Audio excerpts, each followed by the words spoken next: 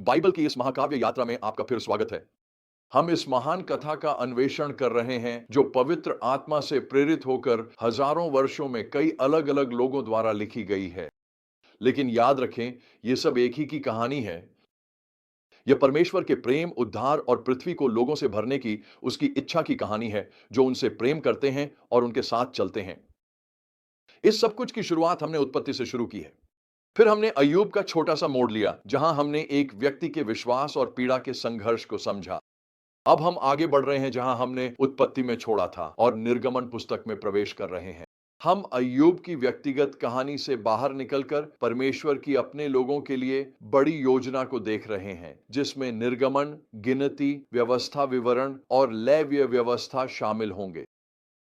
लेकिन जब हम अय्यूब से निर्गमन की ओर बढ़ रहे हैं, तो एक महत्वपूर्ण सत्य है जिसे मैं चाहता हूं कि हम याद रखें। परमेश्वर हमेशा कार्य कर रहे होते हैं, भले ही हमें वह दिखाई न दे। अय्यूब में हमने इस सत्य को एक व्यक्ति के जीवन में प्रकट होते देखा। निर्गमन में हम इसे कहीं बड़े स्तर पर देखेंगे।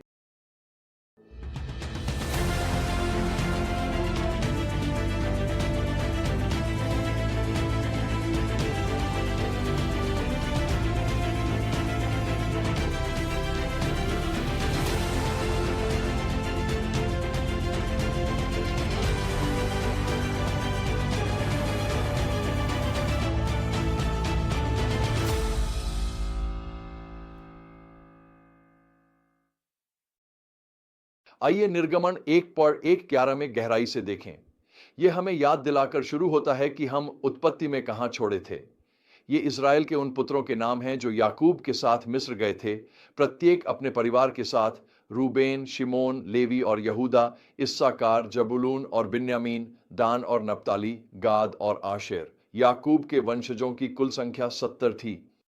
शास्त्र कहता है कि यूसुफ पहले से ही मिस्र में था।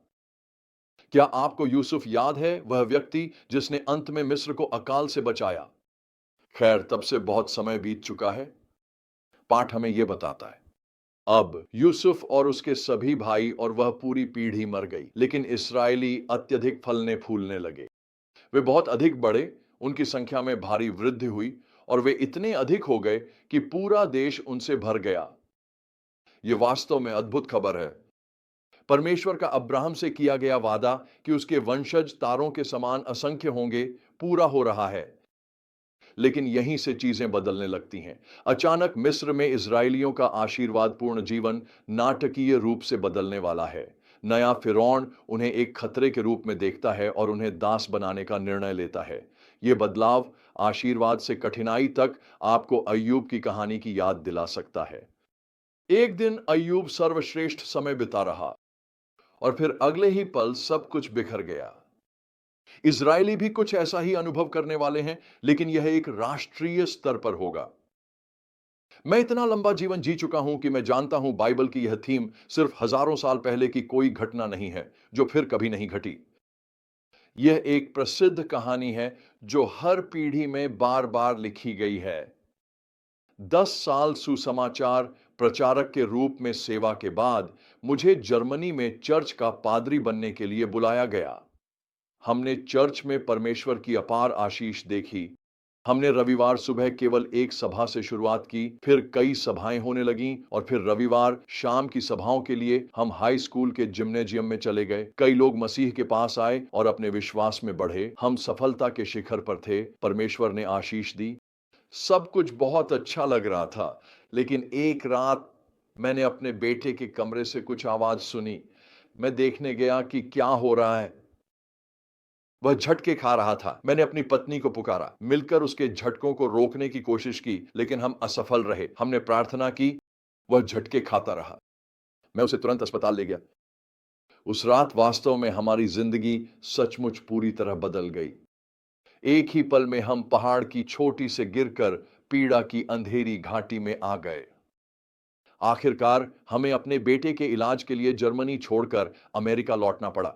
परमेश्वर ने उसे ठीक कर दिया, लेकिन हमारे दिल की गहरी चंगाई देखने से पहले परमेश्वर को मेरे और मेरी पत्नी के जीवन में काम करना था। उन पलों में यह सोचना आसान होता है, इस सब में परमेश्वर कहां हैं? लेकिन बात यह है, परमेश्वर पर्दे के पीछे काम कर रहे थे। उस संकट ने हमें नए तरीकों से परमेश्वर पर निर्भर होने के लिए मजबूर कर दिया। जब सब कुछ बिखरता हुआ लग रहा था, तब भी उन पर भरोसा करने के लिए। अंत में हम और भी मजबूत होकर निकले, गहरी आस्था और परमेश्वर की निष्ठा की अधिक स्पष्ट समझ के साथ। यही हम अब निर्गमन में प्रकट होते देखने वाले हैं। इस्राएलियों के लिए हालात कठिन होने वाले हैं। परमेश्वर अनुपस्थित नहीं है। वह मानव इतिहास में अपनी शक्ति और प्रेम के सबसे महान प्रदर्शनों में से एक के लिए मंच तैयार कर रहे हैं। जब हम अय्यूब से निर्गमन बढ़ते हैं, तो हम एक व्यक्तिगत कहानी से एक राष्ट्रीय कहानी, कविता से ऐतिहासिक कथा में बढ़ रहे हैं। लेकिन मुख्य विषय वही ही रहते हैं। परमेश्वर की संप्रभुता, पीड़ा की वास्तविकता और परीक्षा के दौरान आस्था की शक्ति। अय्यूब में हमने देखा कि कैसे एक व्यक्ति की आस्था को परखा और पीड़ा में मजबूती मिली। निर्गमन में हम देखेंगे कि कैसे एक पूरे राष्ट्र की आस्था उत्पीड़न की भट्टी में गढ़ी जाती है। हम गवाह बनेंगे कि कैसे परमेश्वर मूसा को एक नेता के रूप में उठाते हैं, ठीक वैसे ही जैसे यूसुफ को खड़ा किया था। तो हम इस परिवर्तन से क्या सीख सकते हैं? यहां कुछ व्यावहारिक बिंदु दिए गए हैं। परमेश्वर के वादों की वास्तव में कोई समाप्ति तिथि नहीं होती। इजरायली अब अंधकारमय समय का सामना करने वाले हैं। परमेश्वर ने अब्राहम, इसहाक और याकूब से किए गए अपने वादों को नहीं भुलाया है। जब जीवन कठिन हो जाए, तो परमेश्वर के वादों को ही थामे रहे। वे अब भी प्रभावी हैं और आस्था चुनौतियों के माध्यम से बढ़ती है। अय्यूब की आस्था उसकी परीक्षाओं के दौरान और गहरी हो गई। इस्राएलियों की आस्था मिस्र में उनके समय के दौरान आकार लेगी। हमारी आस्था केवल आराम में नहीं, बल्कि कठिनाइयों में भी बढ़ती है। इसलिए जब आप कठिन समय का सामना करें, तो उन्हें आध्यात्मिक विकास के अवसर के रूप में देखें। जैसे ही हम निर्गमन में उतरते हैं, अपनी आंखें खुली रखें कि परमेश्वर कैसे कार्य करते हैं, समग्र रूप में और व्यक्तिगत जीवन में भी। वह मुक्ति की एक सुंदर कहानी बुन रहे हैं और आश्चर्यजनक रूप से वह हम में से प्रत्येक को इसका हिस्सा बनने के लिए आमंत्रित करते हैं।